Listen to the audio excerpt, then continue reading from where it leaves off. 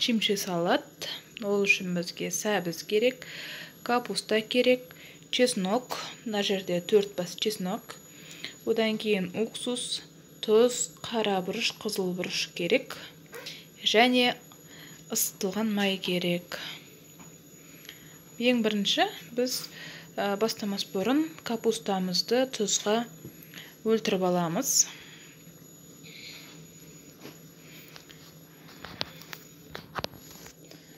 Оған шамалы тұз саламыз, көп емес.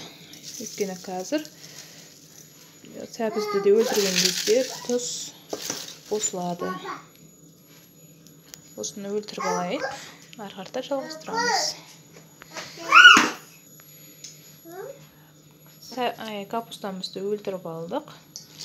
Енді біз сәбізімізді теркадан өткіземіз. Сәбізімізді теркадан өткіздік. Енді оған жаңа капустаға шамал салғанбыз. Енді бұғанда тұз шамал саламыз. Тұз. Екеуін бірге қайтадан мұжып, жақсылап мұжып өлтіріп аламыз.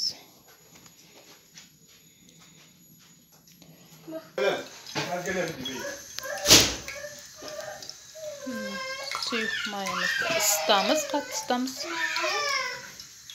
Қатты ысығаннан кейін неміздің бетіне құятын боламыз. Сәбізіміздің бетіне. Сәбізіміздің үстіне чесногымызды салдық. Енді соның үстіне майымызды құямыз. Прямо осылай. Дауыс болу керек.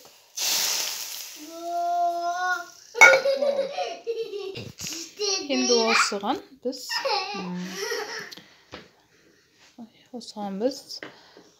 қызыл бұрышымызды, одан кейін қара бұрышымызды саламыз. Дәміне қарай, әрине өздеріңізге ашысын қалайсыздар ма, әлде ашы емесін қалайсыздар ма, өздеріңізге байланысты. Одан кейін бізге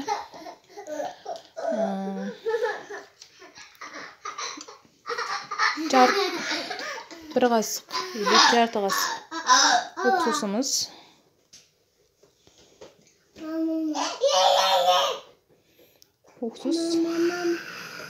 Уксустың орнына чим-чим деген бар.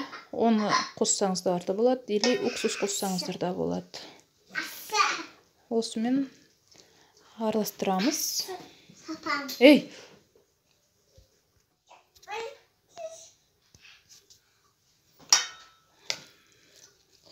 Ыстық болғаннан кейін майымыз қасықпен араластырып жатырмын.